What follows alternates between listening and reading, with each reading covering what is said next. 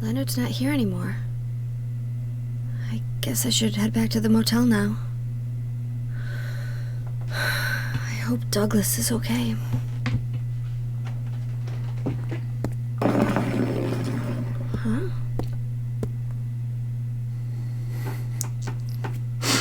What's this? You got a talisman.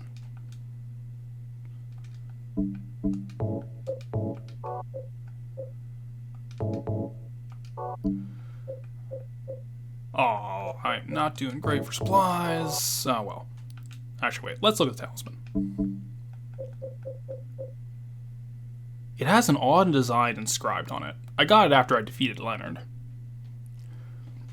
So what Leonard was defending, as we went over earlier, is a version of the Seal of Metatron. Something that Vincent seems really interested in as well. Now, what I find interesting is that, as we went over earlier, this was the seal meant to stop the birthing of God in Silent Hill 1 that Cheryl was spreading around the town, the aged up one. Why would Vincent, another member of the cult, want that? Maybe Vincent's got some other stuff going on. It's just an interesting thing to note if you've played the first game that Vincent seems to have some ulterior motives. And if you haven't played the first game, this is your introduction to it, you're like Heather, and you have no fucking clue what any of it is. It means nothing.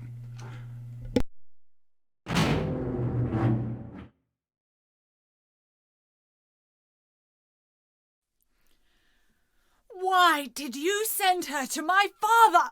Was that wrong? It's your fault that he... Oh, but surely it's a good thing. It means he was one of God's beloved, no?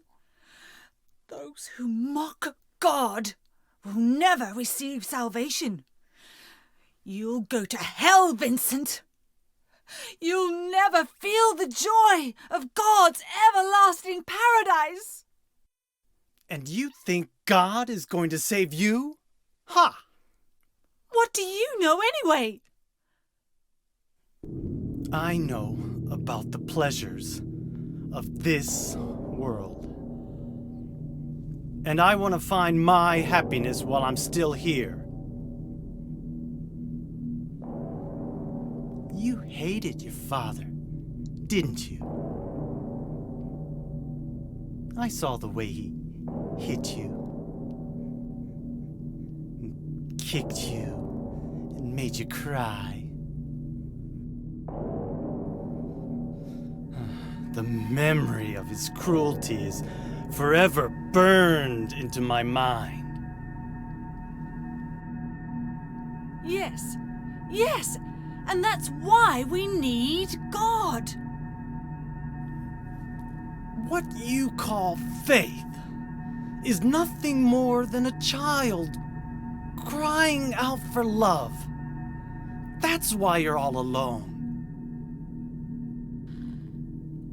You don't understand.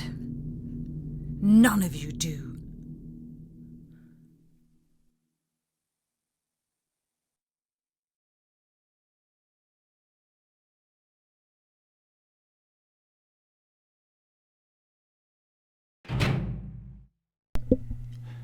And that is a little bit of characterization given to Claudia and Vincent. The second half of Silent Hill 3 seems to really be dedicated, more than anything else, to trying to unpack and deconstruct the characters as they are presented in Act 1. Heather is losing a sense of any real individual identity and is identifying more and more with, eventually, with Alessa and Cheryl. Basically taking her memories, Alessa's memories, as her own. The lines between the three are blurring. And what we see here is that we get some, especially with Claudia, we get characterization for them. In the first half, Claudia is presented as this aloof, put-together, know-it-all, like almost ethereal being. But between the knowledge of her father and the implied heavy abuse that would go along with that, I mean, her father tells her a heretic, willing to kill her. And of course, the chaos scene we just had, where Vincent describes the direct physical abuse that he inflicted. Not to mention that we're seeing in that scene, describing specifically her father, she's no longer stoic. Any sort of composure or aloof mask and veneer that Claudia had disappears the second that conversation begins. So, and during the entire conversation, she comes off as childish, immature, erratic, just desperate to prove her point. Like, her crying out, like, yes, that's why we need God, in response to Vincent bringing up her father's violent abuse, to me speaks fucking volumes to the source of it. As much of a prick as he is, Vincent is right on the money in that sequence. Claudia's extreme devotion is just a result of abuse and childhood trauma. Essentially, Leonard just beating the dogma into her skull. And she's essentially regressing to this childlike state through the entire conversation. That stoic facade is gone, and as we're going to see going forward, even when presented by characters who weren't included in that conversation and don't have the direct knowledge that Vincent does, the mask is crumbled permanently. She's never going to get that sense back ever again. Now, on the flip side, we get some insight into Vincent's character here. He treats Claudia the same way that he treated Heather in their first interaction. It's this a smug sense of superiority of, I know things you don't, and I know better than you. And he's just gonna lord that over her. He's deliberately trying to push her buttons, get under her skin, and manipulate her in soft ways. Do it without saying it, essentially. He wasn't wrong about the conclusion that he came to about Leonard, as we said, but goddamn, he's just a fucking bastard about it. In fact, what I find so interesting is that he's almost relishing in the knowledge of it. Like, when he's going on how he hit you and kicked you and made you cry, like, he's loving it, every step of it. He's just really enjoying that he can get under Claudia's skin that way. Let me flip the page here, now that we're safe.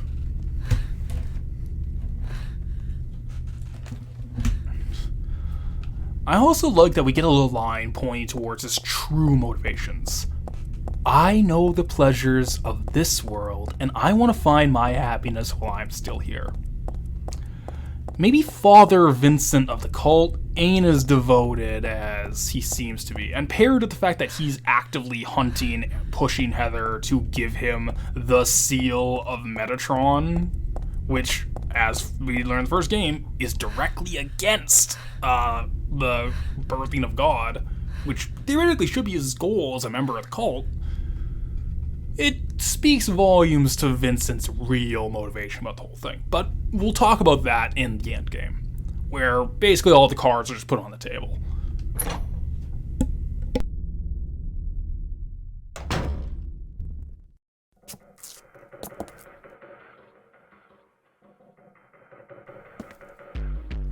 Where's Douglas? He went out. But he left a message for you. Was there someone else here just now? No, just me. Don't you want to know what the message is? Yeah, what did he say? The church is on the other side of the lake. Church? Wonder what he meant by that. You don't understand? That's where Claudia is. Across the lake, on the north side. If you're going, you better go through the amusement park. It's probably the only way in now. Go northwest on Nathan Avenue. It's a bit far, but closer than heaven. Is that it for the message? Uh-huh. Thanks.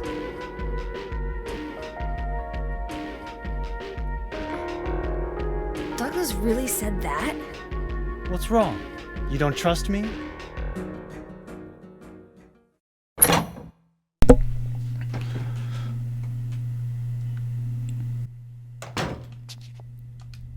I don't think I'll go back inside. I really should go to the amusement park. Go northwest on Nathan Avenue? It's a bit far, but closer than heaven. That's actually one of my weird tics, honestly. Like, I say that in conversation more than I should, and that shows that I'm autistic.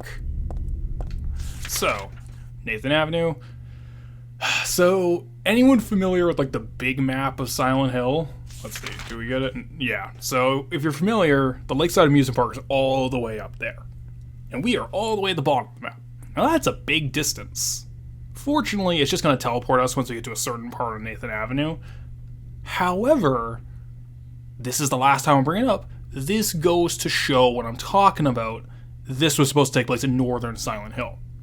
Because you also go to the Lakeside Amusement Park in northern Silent Hill, in Silent Hill 1, which is set in northern Silent Hill. But it would be a much more reasonable walking distance if you were in northern Silent Hill. Because in that game, you were just down the block, you go down the block, essentially. It would be the real-life equivalent of like a 10-15 minute walk. This would be the equivalent of like a 2-hour walk. This is ridiculous. But I think and also it would mirror the first game, which kind of goes on record to with the whole cycles and repeating idea. But again, this was a budget concern. Of course it was. Also, there's a little island in the center of that lake there. That's probably nothing.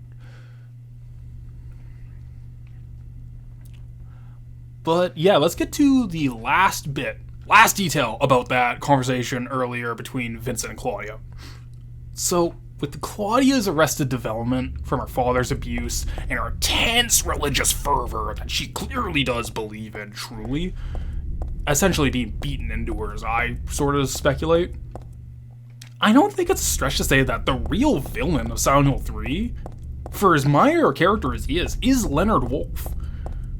Like, Claudia is obviously 100% the main antagonist of it, and I'm not, like, excusing her actions, saying, like, oh, she has no agency or choice, but none of this would happen if Leonard didn't specifically target his daughter in this way. Which is why I think there is that dual otherworld thing with the stagnant water imagery and Kagare imagery surrounding Leonard specifically. It's 20 plus years of Leonard's abuse and hate just all coalescing to create the exact situation that's needed to create someone like a Claudia, who herself, due to her childish nature, as we've seen in that cutscene, both emotionally and in terms of maturity, stagnant. Last thing I want to say is I love the sunset in Silent Hill through the fog, like this kind of like pinkish orange hue. Silent Hill 2 did it briefly, and I love it. It looks, and especially in this game, it looks fucking great.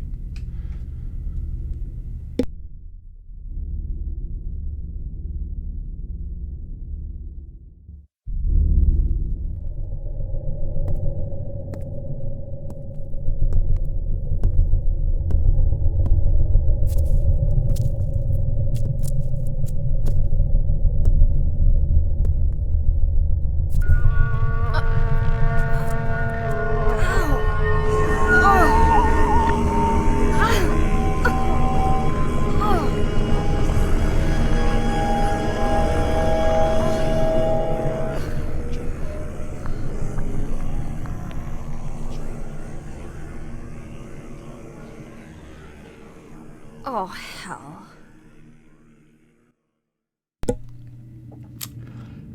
And we return to where the game began, the Lakeside Amusement Park. So, another instance of intense headaches and stomach pain resulted in Otherworld transition, which are getting more frequent, and out of Heather's control completely. It's a giant rabbit costume. Isn't this the mascot from the local amusement park? I don't want to look inside. Something in there smells terrible. So we do start to see changes in this run of the park, though, and we'll get to that. But, as I said earlier, now that we can talk about it, we have a Vaultiel there. One Alessa there, so 1. A Vaultiel here, 2 Vaultiel, 1 Alessa, and a Vaultiel here. There's a dead body inside this box thing. There's nothing interesting here. There's nothing I can do about it, but I wonder who and why someone did this. 3 Vaultiels, 1 Alessa. Cycles of 3, broken by a 4th. Doesn't comment on any difference, though. I don't know. That's interesting.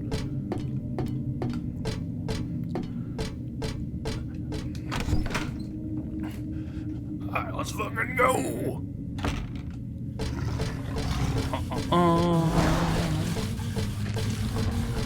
Going here. Let's just repeat our little trek from earlier.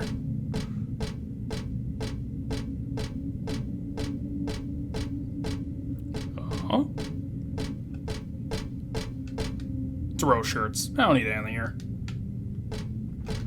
There are cookies and candies on display. I don't need any of that right now. There's a rabbit stuffed animal here. In a place like this, it's more creepy than it is cute. So minor personal thing, but I remember reading someone describe Silent Hill 2 as liminal horror, and that made me want to slap a bitch. So if I start seeing people talk about how Silent Hill 3 is an example of mascot horror, and I keep hearing more about these stupid fucking terms we use for horror subgenres on the internet, I'm going to shit blood. I am so fed up with the Zoomer speak about horror. Mascot horror, analog horror, digital horror. Like, fuck off. Like, I don't know, especially because like a lot of this shit's already existed for the horror genre forever. So the fact that we're trying to like whittle down subgenres into it's a mascot horror because there's a bunny and he's like bloody and scary. I don't know. I think that's also just my displeasure with the internet horror as a genre. Because especially with something like analog horror, it's like that's just fucking creepypasta. Let's just call it what it is. It's creepypasta. I don't know. I'm fed up. I'm an old man yelling at a cloud. What was that noise? Whose footprints are these?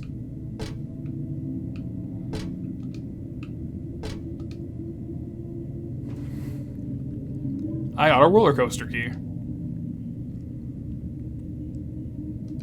There's nothing left in the cookie tin. I thought it was a cookie tin, but there was never anything in it but a key.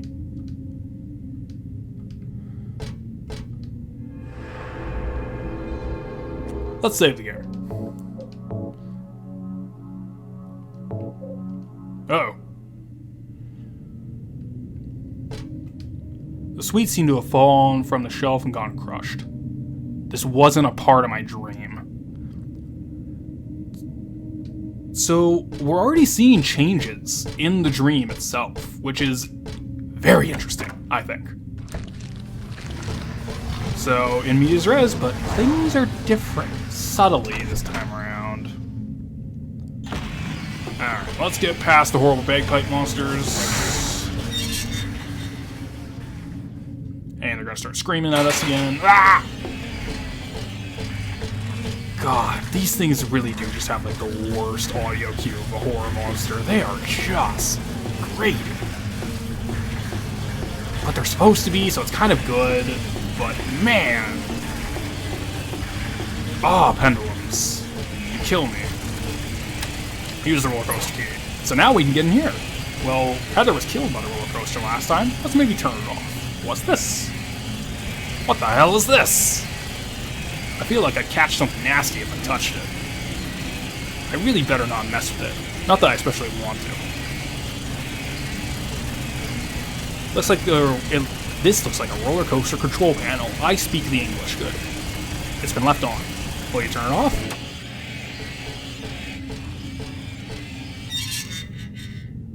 So, looks like we'll get past the speeding roller coaster. And once again, we see a third example of something. Railroad imagery. Once again, even better. Oh, excuse me, that was disgusting. I'm sorry, everyone. But even better, we're repeating the railroad imagery from the very beginning of the game. The exact same scenario, but we tried to change something. We tried to change it manually, so let's see how this one plays out. First time, Heather would die. Second time, Heather barely escaped the railroad imagery, the railroading, but she still had to get on the one-way track regardless. Let's see how this instance plays out. I speak English good.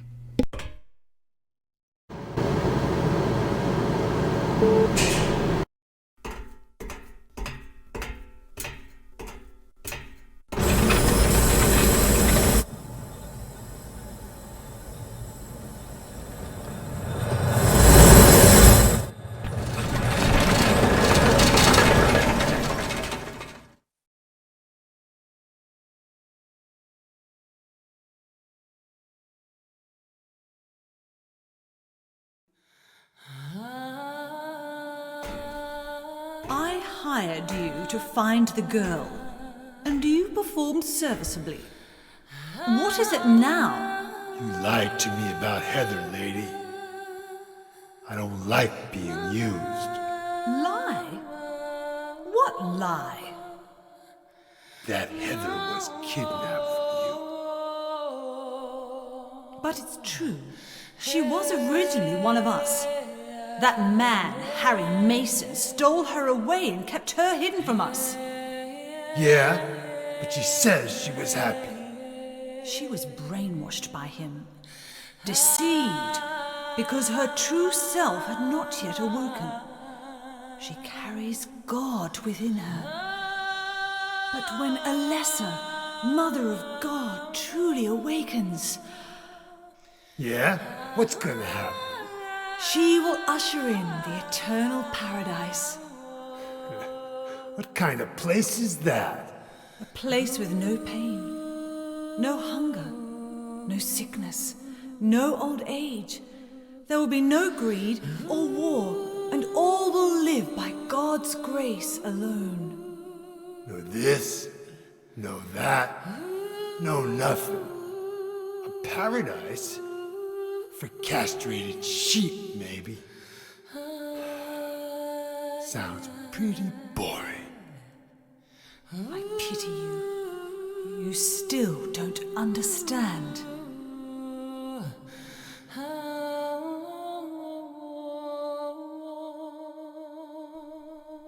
You're going to kill me?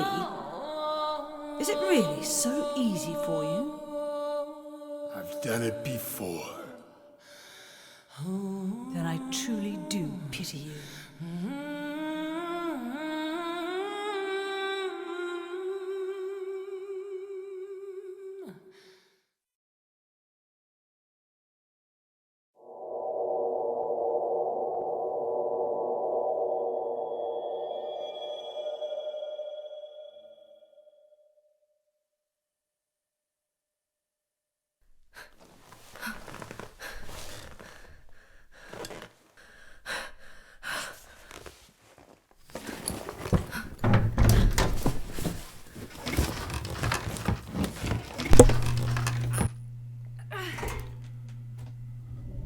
So we have a lot to talk about again. Even with the changes this time around, with Heather shutting off the roller coaster, she still has to walk down that one-way track, head first into a car speeding towards her. Just like the very beginning, no change at all. However, Heather does avoid this. She avoids her fate that she had in the nightmare at the beginning, and she avoids having to continue on that one-way track like she did in the subway. Real simple way. She just jumps off the fucking track. The track's still there, but just got right off. That is a strong visual symbol for what we're going to talk about when I inevitably stop being an asshole, pretentious dickhead, and just explain what the fuck I'm getting at with all this talk of railroading or what have you. Because again, third instance. First time Heather dies. Second has her avoid, but get on that one-way track anyway. And the third has her jump off completely. So let's talk about the Douglas scene of him confronting Claudia specifically. So Claudia there says she, meaning Heather, carries God within her. Borley Haunted Mansion. So obviously that is as on the nose about the pregnancy stuff as you can get, but you don't get the hard confirmation until a little bit from now. We'll talk about that. Another thing is, you're going to kill me. Douglas responds, I've done it before. So Douglas has killed someone. Maybe that's why he sees monsters and sees things. Maybe it's just because of proximity to Heather and Claudia, if my dual otherworld theory is correct. Who knows? Borley Haunted Mansion. Worth noting, though. But what I find really interesting about that conversation in particular is that Douglas seems to be the one who really calls out. I'm gonna save here. But he's the one who, has very little knowledge about Claudia specifically, but he calls her out really directly of how immature Claudia's idea of paradise is. No pain, nothing bad. Everyone is loved and cared for. Like this hug box world she's trying to create. And he's the one who calls her out on that without having any knowledge of Leonard, her childhood abuse, or anything about her beyond being her. Sorry, I'm coughing, I'm dying. Beyond anything of her being his client. I think that's interesting. He sees right through it because the mask is crumbling. Claudia's this facade of being this aloof, holier-than-thou mystic woman is crumbling. So even someone who has no knowledge of what's going on behind the scenes with her is seeing right through her act. That's awesome. Welcome to the Borley Haunted Mansion. We're so glad you came. Please come inside and look around. When you feel you're ready, then go through the door. So this is an example of what I was talking about with Silent Hill 3 being a little sillier than some of the other games. Like, at least be more open about some of the campier, sillier elements. This is the boss fight with Leonard and Heather throwing out these one-liners is stupid and a bad example of it. The Borley Haunted Mansion is a really good example of it. This is a very silly cutaway. You could easily cut this section from the game and it really wouldn't change anything, but man, I love it. It's super memorable. Very silly, very fun. Let's go forward. Help! Help! Do you hear those voices? A family of 4 was sliced into bloody pieces in this room. Ah, the cries of the children. The murderer was caught. Do you know why he said he killed his family? Because I felt I had to! Anyway, I'm lying. It's all just a joke. I wanted to scare you, that's all. The truth is, only one person died. By suicide.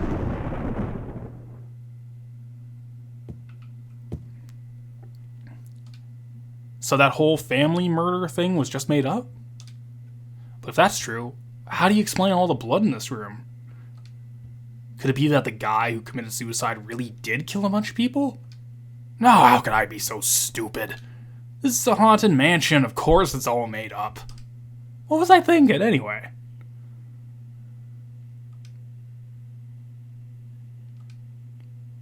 But if it's fake, why does it smell like real blood? So, as we've gone over extensively in Silent Hill 2 and earlier on in this playthrough, of my theory on Silent Hill essentially eating trauma. Whatever spiritual entity or entities do reside in the town, they essentially eat trauma. And that's their fuel source, which is why the games are about people being confronted by specters of their or someone else's traumas. I think what we're seeing is a little example of it. This is, like what happened with James, like with the entirety of Silent Hill 2, we are seeing the direct result of a traumatic act the town ate and left leavings of, and Heather's being mocked with it. Similar to all the notes of unrelated tragedies that you see, especially in Silent Hill 2. Just leavings of the town eating tragedy and horrific events and traumas that occurred within it.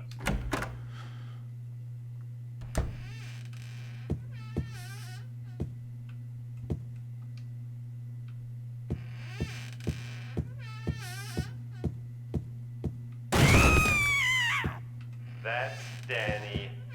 A quiet young man, but quite friendly as you can see. He was so eager to meet you.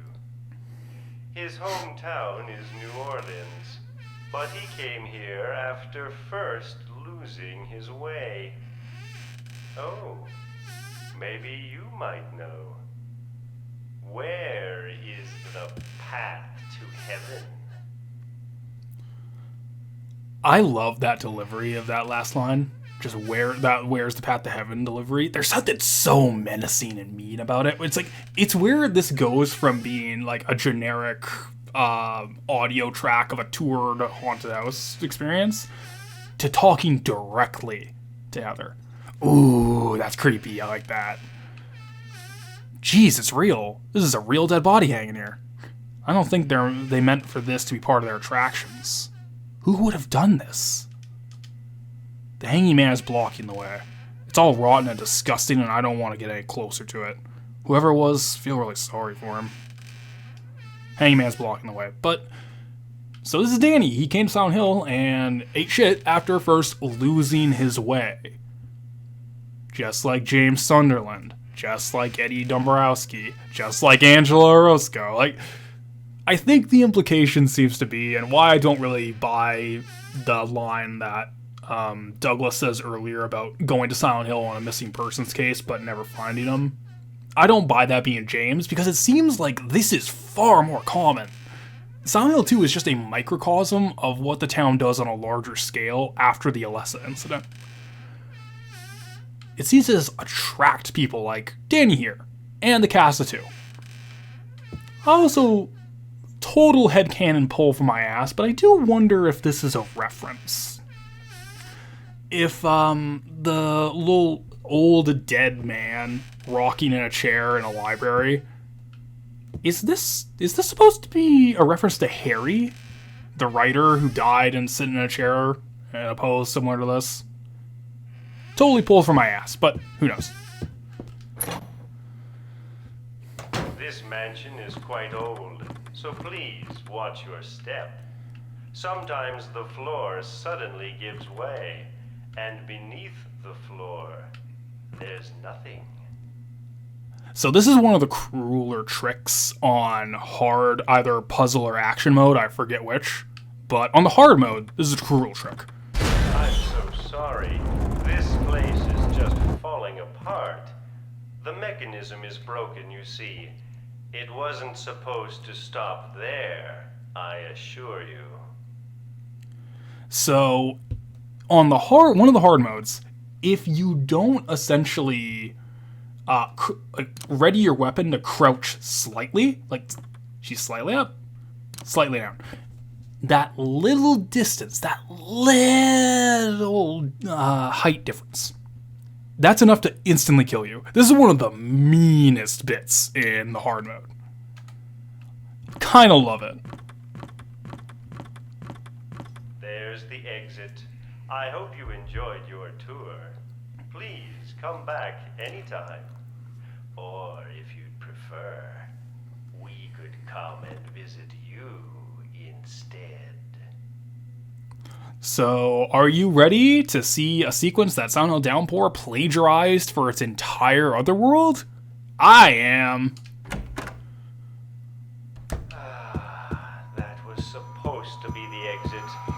yeah, this goofy haunted house section that's making fun of cheap scares. Yeah, Silent Hill Downpour decided, yep, that's gonna be our fucking other world. That's the entirety of it. Anyone who defends Silent Hill Downpour is a fool. They are... I don't know why they're happy with subpar examples of a thing they enjoy. I don't know. Is Downpour the worst Silent Hill? At least of like obviously no. The worst one is the HD collection. That's just falling apart. It doesn't work. But of the main games, is Downpour the worst one? I genuinely don't know. It's like a weird situation where it's like Downpour is probably the worst. But if you put a gun to my head of what's the one I'd want to replay the least, god damn, I think it's underrated how miserable an experience Origins is. I don't know, at that point though, it's like you're kind of racing to the bottom with like, what's the worst one?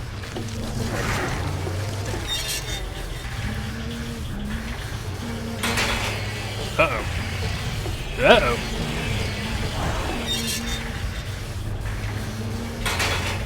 Okay, here we are.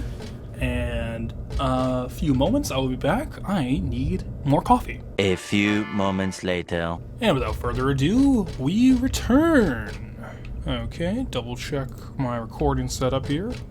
We're good. Groovy. Boom. Okay. Finally, some fucking shotgun shells.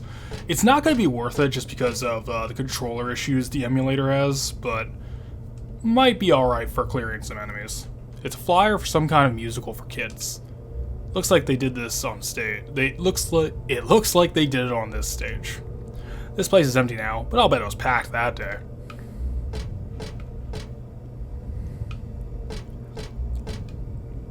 It's about Dawn the Duck, one of the park's mascots. But that's a lot of information that I really don't need right now. My reaction to all mascot horror in all of existence. Yes, I'm still shitting all over it. You can't stop me.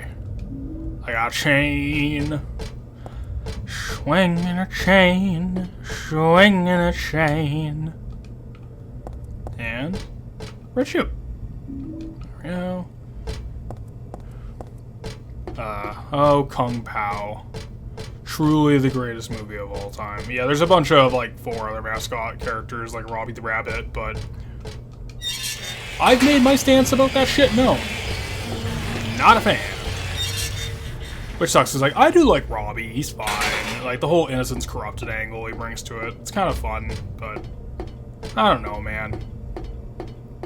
So this is kind of a cool detail.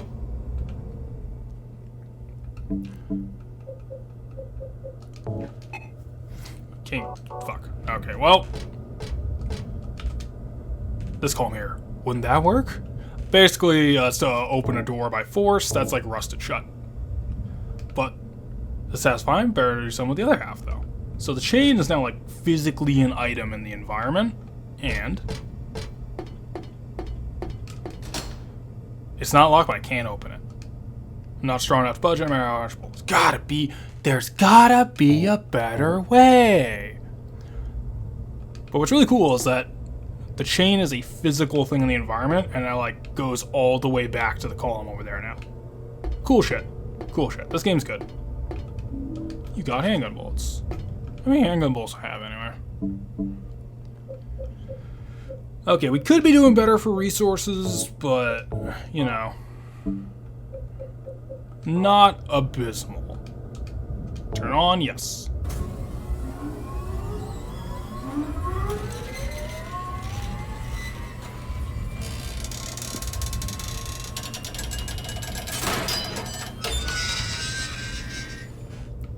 There we go.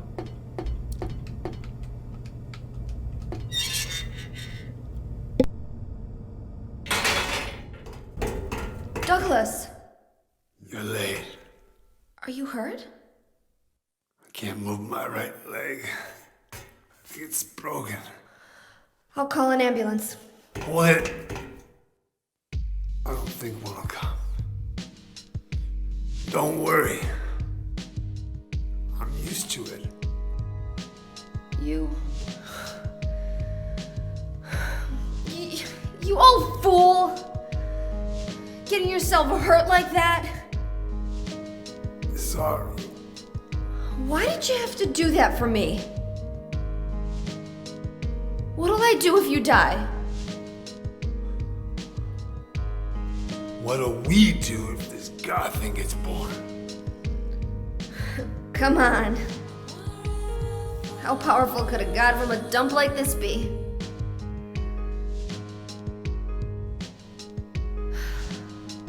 I'm sure it'll be no big deal. Yeah, but anyway, something's gonna happen. Who knows? Maybe we'd all be better off if it did. But if this is how a god of mercy acts, I don't want to see any more of him. That's a pretty good reason to risk my life, don't you think? Plus, I'm just an old fool, right? You think you're Superman or something? You know, I always wanted to be him. Besides, Yeah. I want to help you out. You don't have to feel responsible. I know it's not your fault. You remind me of my son. You said nobody was going to cry for you.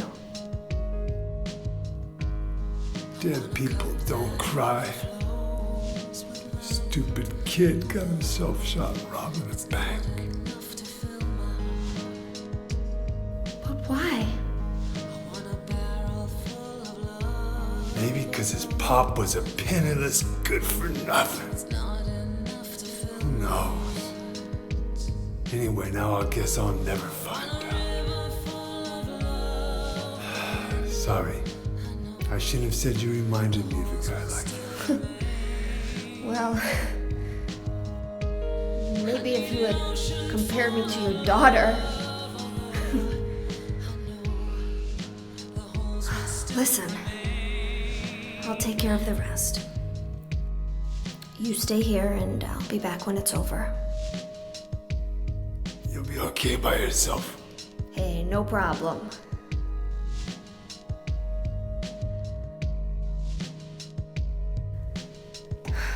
Besides, my dad's not around anymore, so only I can do this.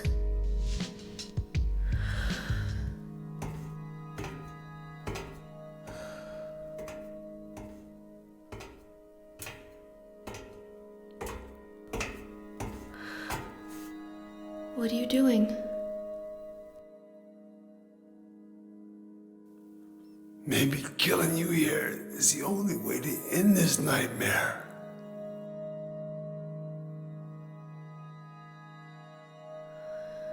Yeah, you might be right.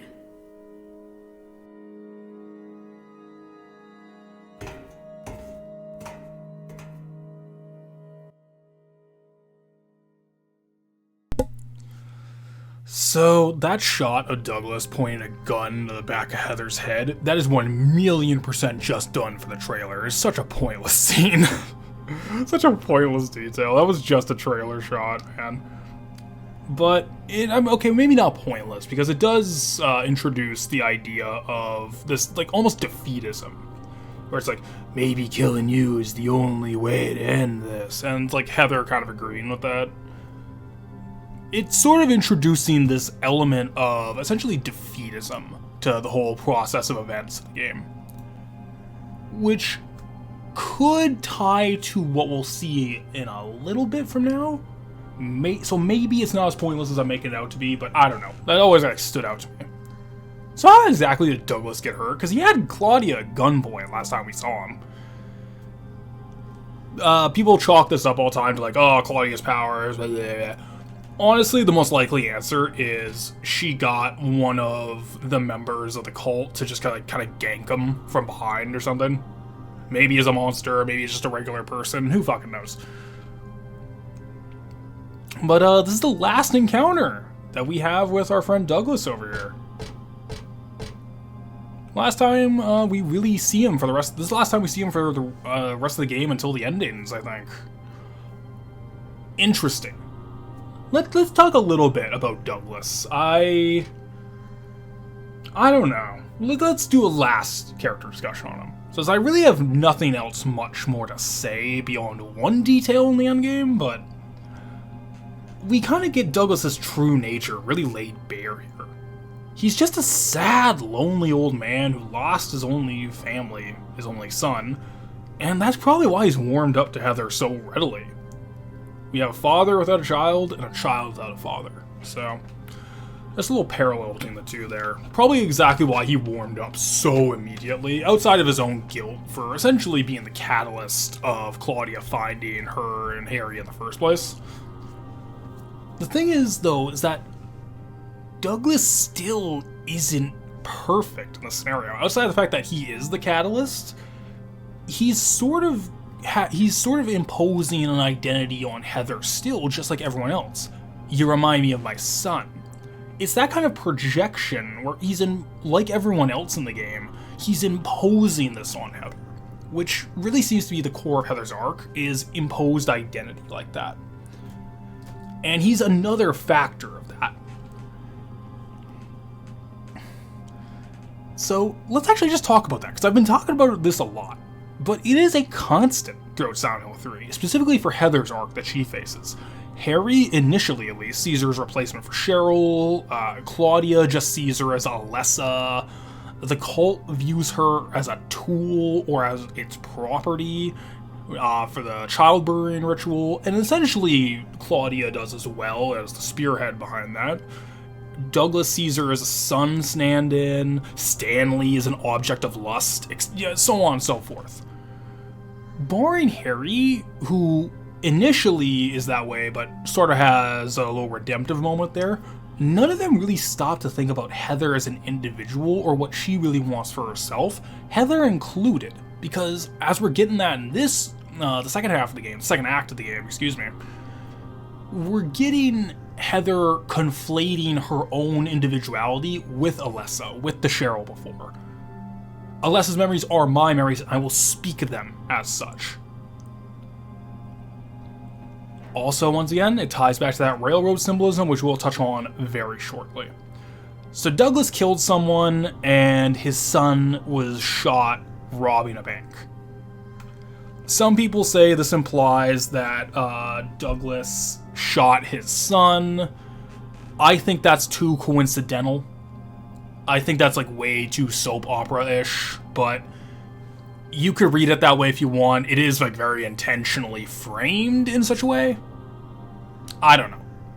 Also, behind Douglas there, we have the carousel ride, the 3 spinning circles on a 4th larger circle that the game opens with as the first image. So, here's the source of it. Let's go talk to Douglas.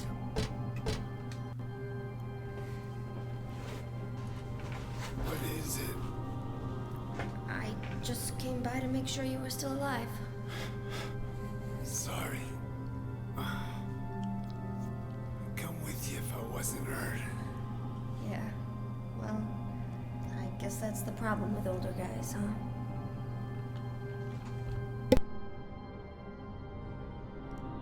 I'll handle things. You just rest.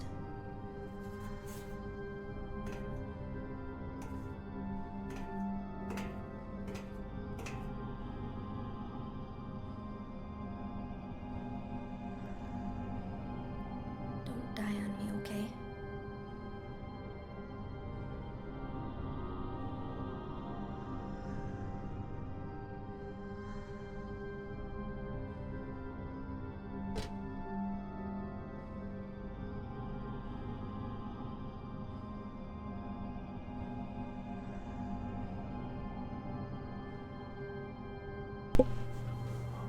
Okay, so that's just a little bonus scene. A lot of people don't know you could do that. Doesn't really result in anything, but it's kind of a nice touch.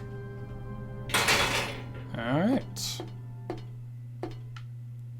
Fortune House. Ooh.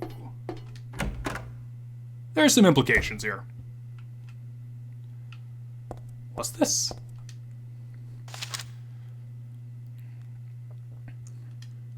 Client, Claudia Wolf. Request, searching for then infant Alessa Gillespie, kidnapped by man named Harry Mason. No word from police. Kidnap location unknown. Old Silent Hill newspaper article. Alessa Gillespie, 7, dead in fire. Link to current case. To be investigated. Priority, low. Using alias Heather. Neighbors do not know real name. What is she hiding? You got Douglas's notebook. And his notebook being here. And the proximity to Silent Hill. And the whole fortune teller gimmick. This seems to be what Claudia's cover day job is. It's essentially a fucking carny. Which I think is fun. But let's read this more, because probably Douglas's notebook. Can't forget to give it back later. We get some more details beyond that. This is where there's some real interesting shit.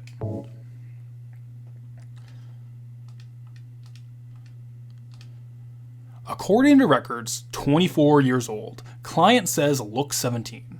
Plausible? Lived in Portland till 12 years ago. Got wrapped up in a murder case. Harry shot suspect. Justifiable self-defense, so no punishment. Moved away immediately after. Started to use alias. Apparently no connection with criminal. Just some occult freak. Slightly off from way back. Originally from Silent Hill? There we have it.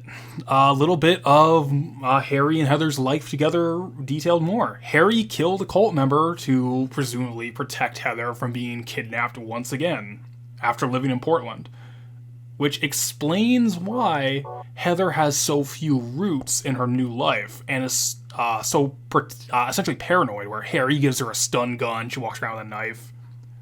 That's gonna fuck you up. And also why... Another thing that kind of leads to some confusion with the timeline and the series of events between Silent Hill 1 and 3, is how Douglas's confusion over Heather's age really raises some questions of how exactly did Harry pass Heather off as Cheryl in public? Did he homeschool her? Because she should be 24, legal. So this implies that legally she's 24 years old. But as we know, this is the second version, so she's only 17. Was she homeschooled? Did she ever have any sort of normal life outside of that? Did he just pretend like nothing happened with his own friends and family? Did he just never talk to them again? It's a small touch, but the amount of questions it raises over how Heather exactly was raised, it really goes to show just how lonely and kind of sad their lives really were. Very nice touch. Really like it.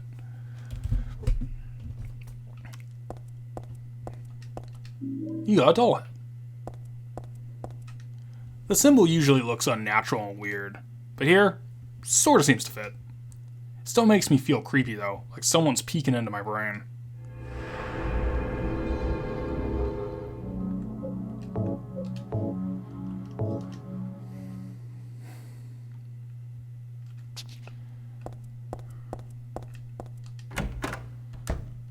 Alright, let us continue. Home stretch here. Uh-oh. Once again, some more fairy tale motifs that we have seen. We have Snow White and Seven Dwarfs. This Snow White doll. It's a Cinderella doll. There are photos on the ground. What's this? A shoe and a head, looks like. Cinderella on the left, Snow White on the right. But something's wrong. Almost like they're missing something.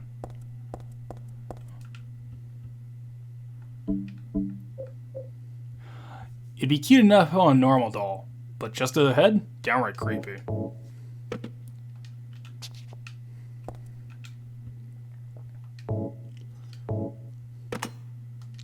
Door's unlocked.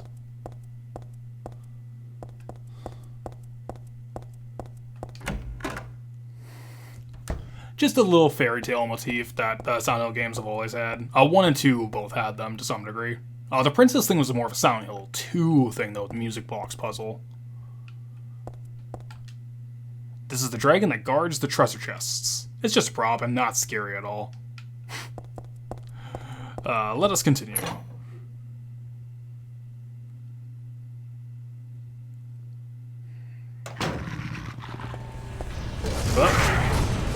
Alright, so this is a cool detail. This texture here.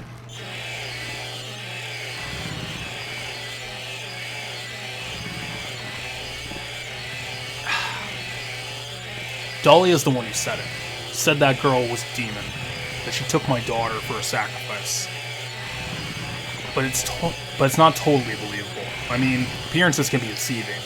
When I saw that photo in the hospital basement, I thought, that girl looks just like Cheryl. Is that why I feel this way? Something's not normal, anyway. Nothing good will come of this. But I just can't think of her as a demon. Is it my imagination, or do I actually feel sorry for her? Why do I feel like she's looking for someone to help? Cheryl's what's important to me. Everything else can wait until I've gone her back. There's a date and signature at the end. It said some 17 years earlier, and signed by Harry.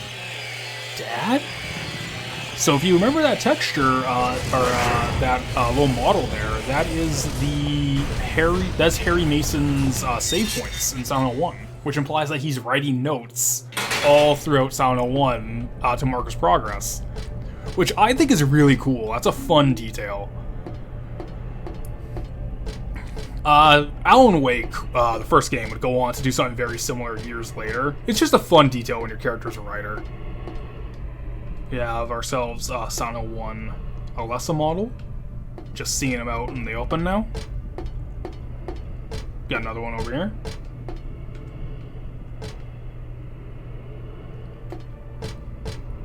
Now we have a tilt-a-whirl.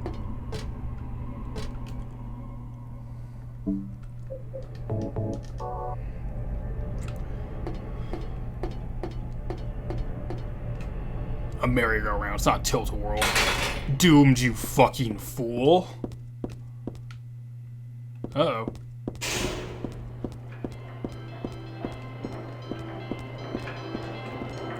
This horse is the only one not moving. Is it because it was stabbed in the head? When 13 turns count 4, you will die from their curse. If you wish to escape, there's but one way out. To kill before you are killed. You will be saved by the 12th death. Once again, cycles of 4, being bad, and that idea that death is the only escape from the inevitable end of this hellish cycle. Maybe I'm turning my head around, my opinion around that Douglas gun to the back of the head shot, actually, because it sort of ties into this, which will tie into the next boss fight, I feel. So maybe I take my stance back. This is a long time for the controller to be bad.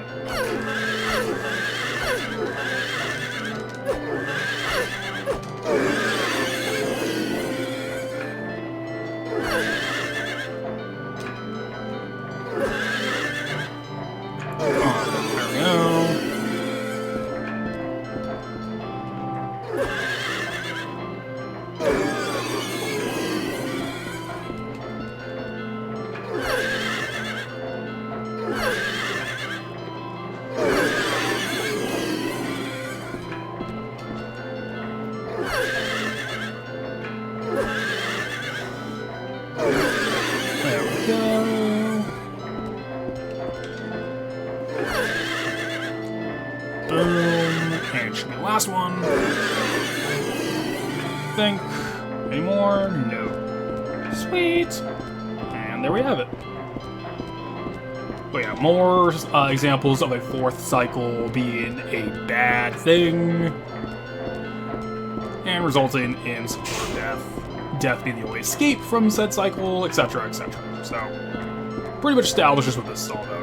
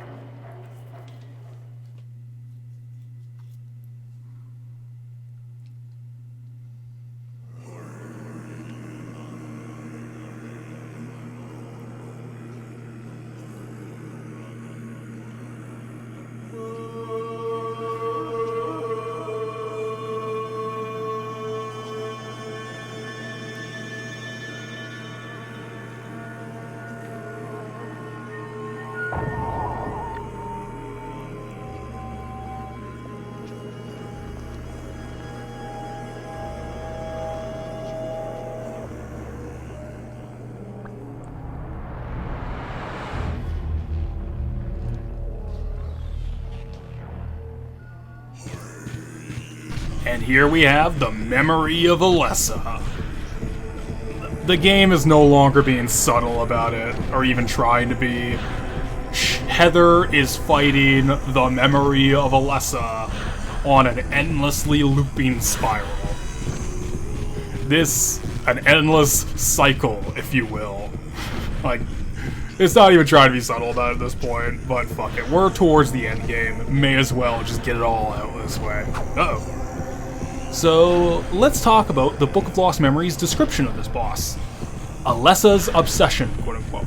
Alessa's, quote-unquote, other mind that was separated 17 years ago. It is a memory that, oh. Fuck, okay, maybe I should actually, like, pause the game here. Okay.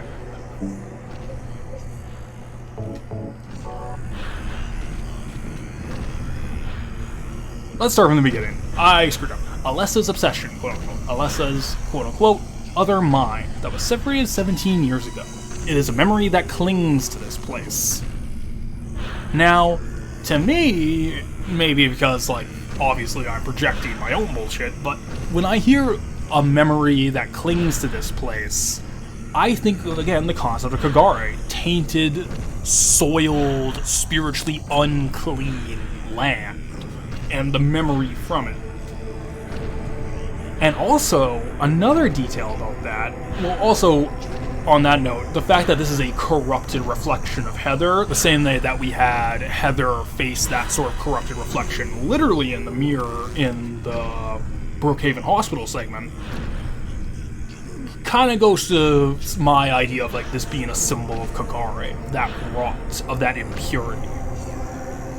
However, on top of that, it says specifically Alessa's other mind that was separated 17 years ago.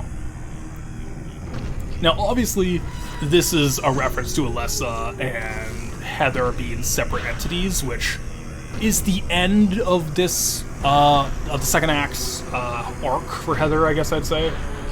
Of her character development in the second act. But there's another thing, if we're talking about identity and the individuality within. It's another little detail. So, this is a direct reflection of Heather with black hair. Let's look. Black hair. Jet black hair. Just like Alessa. Just like Cheryl Mason. The original split. Now, tell me. Uh-oh.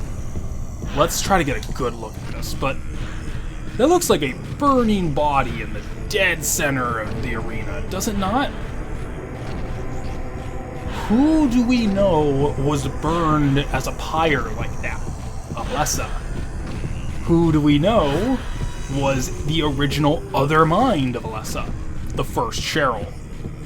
I don't think you're fighting Alessa here. I think Alessa is the burning corpse in the center of the arena.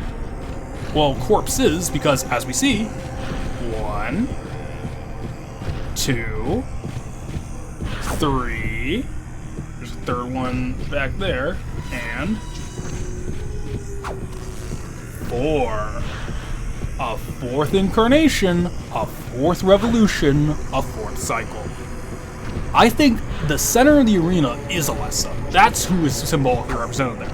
This is Cheryl, the first Cheryl. Again, just for like flavor, just a little thing, but I think it's worth noting that Cheryl is her own unique individual, and that's going to play into some factors in the endgame. Let's go back to pausing, actually, because this is distracting. So, I think... Actually, wait, no! Yeah, again, just to remember, Alessa and Cheryl are both unique incarnations, and Heather herself being here proves that there can be multiple incarnations of the same individual can coexist in the other world, because that's how it happens out in 1. You had Cheryl aged up to be about 14, who was the spectral figure you're seeing running around, and at the very end you see the burned body of Alessa, who's the host of the nightmare, host of that game's events. They can, in the other world, in the fog world, in Silent Hill's spiritual bullshit, like dream, logic, spiritual nonsense. Both of these incarnations of the same person can exist simultaneously. And I think that's also what's happening here, where we're getting all three at once. So, yeah, not much else to say, but, like, let's fight. Where you at, girl? Now, we got one more thing to say. This is a 4-phase boss fight.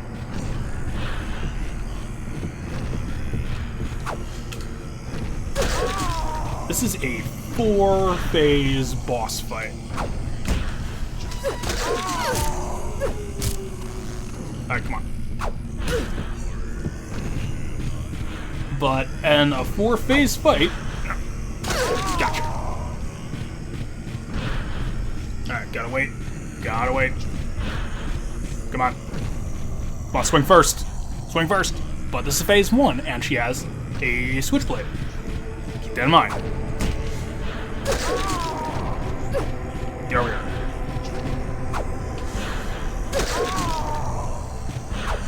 Aw, parry. Fucking rules of nature. Let's go. Only thing I know for real. Let's put some Revengeance music over this shit. Parried. The only thing I know for real. Memory is broken. The truth goes unspoken. I've even forgotten my name.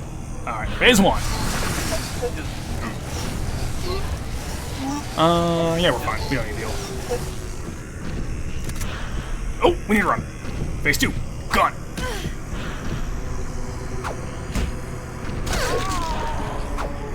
To my knowledge, this is also the only boss in the game where it's actually really beneficial, and if not downright required, to use the block mechanic. Or I guess it's not a parry, but it works like it because you can't just hold the block button. This is the only part in the game that I actually think it's required.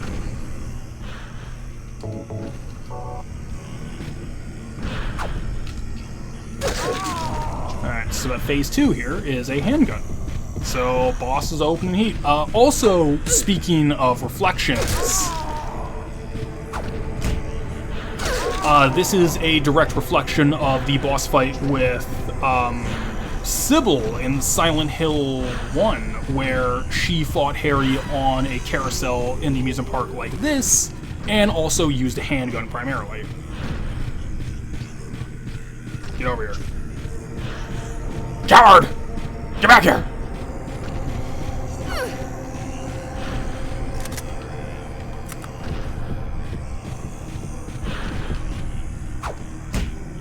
Oh. Come on.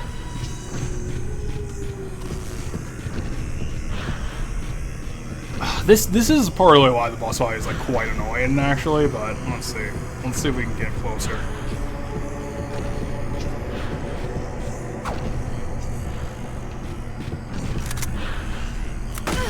Ah, fuck you.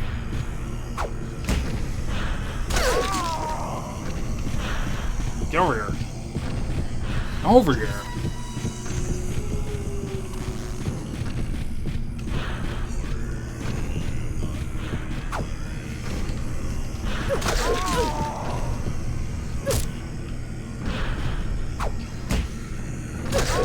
Oh, thank God, okay. Honestly, I'm gonna save it. I'm gonna save these health kits. These are more important for the final boss than they are for this one. This final boss does big damage. Third weapon, third phase, lead pipe.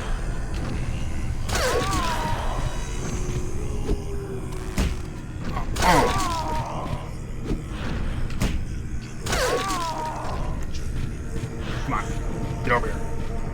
Get over here. Get over here.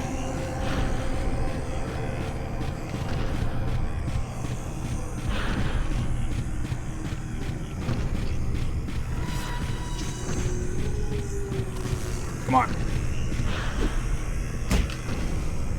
Gotcha. Oh, fuck. Come on. Gotcha. Definitely the easiest phase. Slow wind up. Always rushing you down for the melee. Definitely the easiest phase. Come on. Come on. Come on, get over here. Oh, fuck's sake, I'm trying to talk about something cool. I got one more thing to talk about that's cool. But lead pipe, so we had phase 1, switchblade. Phase 2, handgun. Phase 3, lead pipe. And what's phase 4 gonna be? Fucking fire, thank God. God's boss sponge. Fucking Uzi. So, this is the last thing that's kind of interesting about this fuck.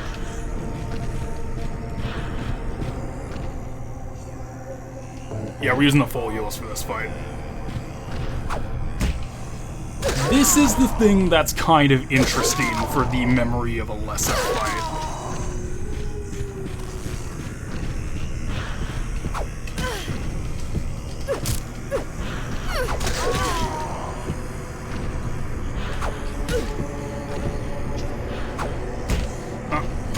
Because if you remember correctly, at the very beginning of the game, during the fight, during the nightmare sequence, the Heather you play as has 4 weapons. She has a switchblade, a pistol, a lead pipe, and an Uzi. The exact same weapons that the memory of Alessa, who died in the amusement park, uses during the fight. I don't know what that means, I just think that is a fascinating detail, and that is too specific to not be intentional.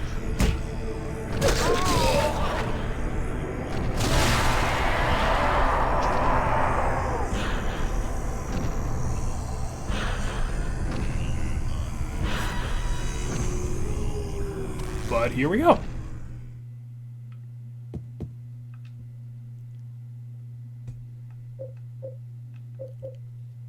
I'm fine. So Alessa's departing message is just on the ground here, and I find it fascinating. Let's talk about it. It would be better for myself to die. After all, it's nothing to be afraid of. That child, that demon. When I think of the endless pain it will bring when it's birthed, I decided that, instead of the suffering and cruelty I endured in that sick room, that I would like to bestow a more gentle and peaceful death on myself. Why do I resist? I never thought of myself as such a fool. Alessa, I guess it's kind of strange for me to call you that, since you are me. But you know what? You and I don't think alike after all. It's not like I don't remember that sick room either. This is where Alessa becomes in contrast to both Heather and Claudia. Let's talk about Claudia's contrast first. Both Alessa and Claudia grew up in fanatically religious and abusive households with presumably a single parent, and both had their respective roles forced onto them when they were young. Alessa as the mother of God, Claudia as the continuation of Leonard's dogma. The difference between the two of them is that while Claudia embraced her role and position within the cult, and now seeks to force this cycle of abuse on others, namely Heather, Alessa seeks to end it all by any means necessary, even if that means killing, quote-unquote, herself. Again, Heather. Let's flip the page here. Alessa sees absolute self-destruction as the only way to prevent this.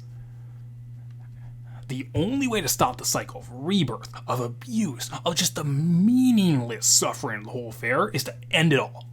Cut it off at that. Heather, however, sees differently. And in that conversation, we see Heather, up to this point in the second act of the game, essentially conflating Alessa and her own memories as one, seeing them as a singular being. Now she refers to Alessa as a separate entity they do not see alike. She has almost like this tete-a-tete with her about the memory of the sick room. And this leads to the main theme of Silent Hill 3. We finally got there, folks. So we have talked a lot about Silent Hill 3 and the symbolism, about cycles, about pregnancy, about the body-related horrors of pregnancy, the cycles of abuse directed towards women, children, or even anyone just in these sort of abusive situations and systems. And then literal cycles of reincarnation, rebirth, and the almost fate and predestination therein implies. But you know what? Due to the game's odd pacing and the fact that it's so backloaded for its symbolism, we never really stopped to talk about what the fuck it all meant. What was the point of any of it? Which is the issue of Silent Hill analysis, or analysts in a nutshell, is talk a lot about symbolism. Talk a lot about that this symbolizes something and this represents another thing. What's the point? What exactly is the reason for all this? Honestly, though, this little interaction with Heather and Alessa is, to me, a really nice little example of it. Silent Hill 3 is all about asking if it's possible to truly escape the cycles or, quote-unquote, fate that you're born into, be it abuse, your living situation, societal and cultural norms, or literal predestination, fate, and rebirth in this game's case. Is it possible to break out and escape those? Or will you eventually, inevitably succumb to it all? Regardless of what you do, you will be another cog in the endless machine. Another disc in the loop. I mean, okay, but put more eloquently in a single question. Is Silent Hill 3 about escaping or even breaking the cycles and systems in place? Or is it about how you will inevitably fall victim to them? For a coming-of-age game, that is a very pressing question. Everything in Silent Hill 3, from the feminine-tinged horror to the rebirth lore, it all ties back to this core question. To Heather's identity imposition from every other character in the game. To Claudia's regressed, stagnated maturity. It all ties back to this. With the characters of Heather and Claudia standing in for opposing conclusions to this question. Now, my answer, and what I think is the message of Silent Hill 3, we'll get to at the very end of the game. However, that is on the table, the point of Silent Hill 3. We got there, folks. Took us like fucking 8 hours. We did it. Oh, I love how gross that texture sounds. There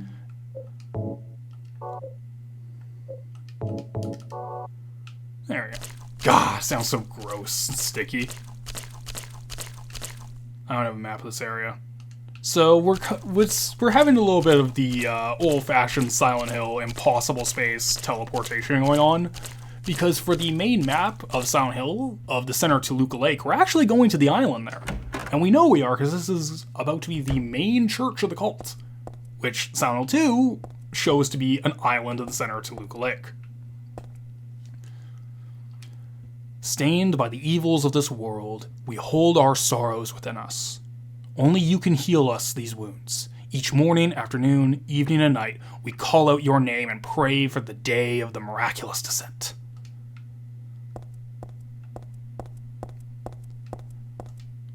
I give to you unreservedly my body and my eternal soul. Whatever darkness may befall me, I will endure with you beside me. As proof of your miraculous power, guide our obedient and willing souls to the road of paradise, O Lord. We will not give in to the power of temptation as long as we have you in our hearts. O Lord, save us with your compassion. O Lord, shower us with your blessings. O Lord, favor us with your abundance. So this is just a little creepy detail I like is... Looks like it just keeps going on forever. I don't know why, it's like kind of eerie. Like just two gates and there's just like infinity behind there. It's real good use of like tech limitations, just not rendering anything outside this hallway. There's something written on the door. This door is the gate which leads to the road to paradise. Embrace the bosom of the Holy Mother. Admit your sins and be forgiven. eternal tranquility can be yours.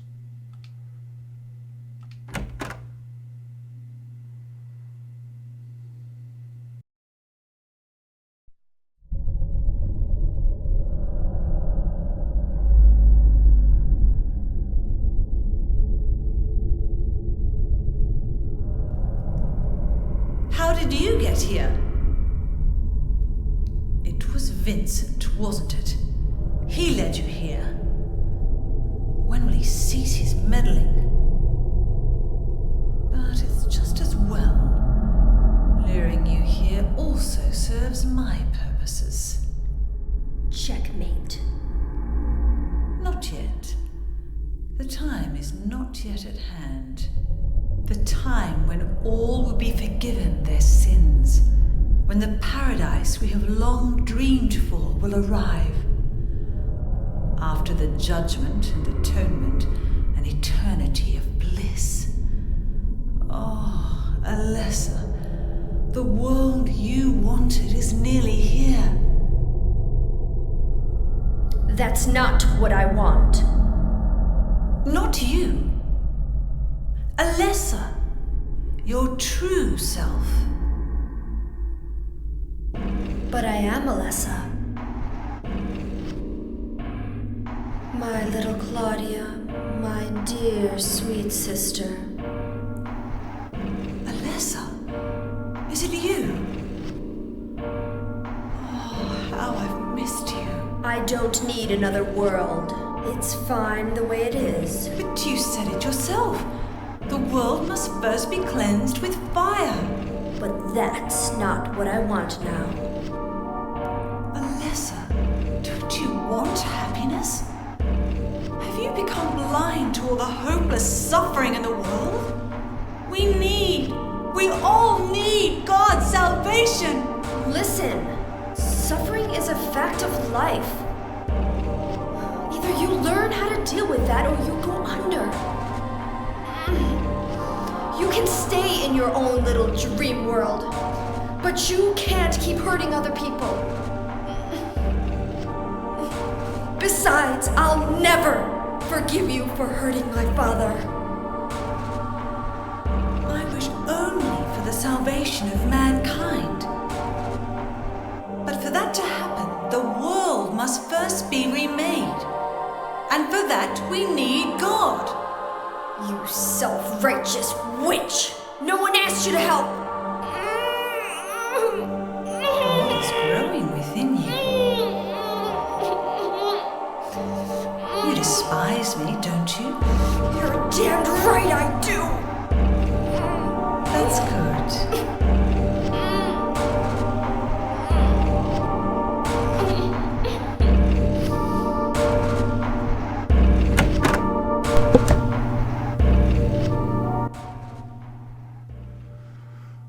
So let's just talk about that scene briefly before wrapping up this section, because this is the end game. This is the conclusion.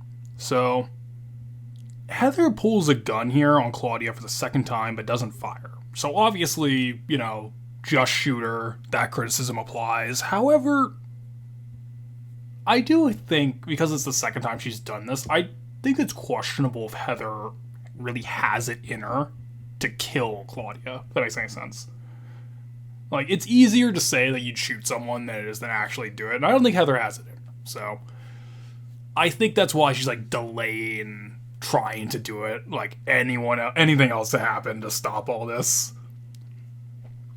And as goofy as it kind of is, the whole checkmate and also pretending to be Alessa thing, as goofy as that sequence is, I do think it is important to show that Claudia fell for it. Heather's, stupid gambit of pretending to be Alessa and talking her out of it, it didn't work, but she believed it. She believed she was talking to Alessa again. The mask is fully shattered. Claudia is not what she presented. At the start of the third act, every character of the story is now painfully aware of just how broken, immature, and beaten down Claudia is as a person. But even still, manages to give some banger fucking lines. God is growing within you. Ugh! the reverence, like, it's such a wonderfully creepy line. Donna Burke, who does the voice of Claudia, fucking kills it. Like, it's just such a gross, creepy line. Just the reverence of it. Ugh. But hard confirmation, we don't know how to beat around the bush. Heather is preggers with the god fetus of the cult. Teenage pregnancy. Big, bad, spooky, gross. We could talk about how the pregnancy even would have happened, maybe later, but the more important part is that it's a mirror Silent 1, where Alessa was pregnant with the god of the cult there, Heather is pregnant with the god of the cult here, and the core conflict is about preventing the birth by essentially aborting it. The coat hanger, the violent blood expelling, the violent expulsion of blood in the mall toilets, the moonstone puzzle, all of the enemies representing childbirth are like stillborn fetuses or like cancerous growths shaped like babies. The slurper with its like infant like suction and little crawling motion. All of this obvious on-the-nose symbolism of this game being about unwanted pregnancy, forced childbirth, due to a religious organization seeing it as a blessing from God, and forcing that role of mother on essentially a girl, just a child. And the one doing the... And, I mean, obviously, like, this is man talks about woman's issues, and fucking... I'm trying not to be that shitty about it, but it is interesting to me, and we'll get more into why I think of the core conflict, what it means for, the core message and conflict of Silent Hill 3, that it's a woman enforcing all of this. It wasn't Silent Hill 1, and obviously it's a retcon for all this, for the meaning and message here, and it is again for Silent Hill 3. It's a woman forcing a young girl into this role. So she's the one forcing it. Interesting. So I think we're going to save the game here, and we will wrap up in another session.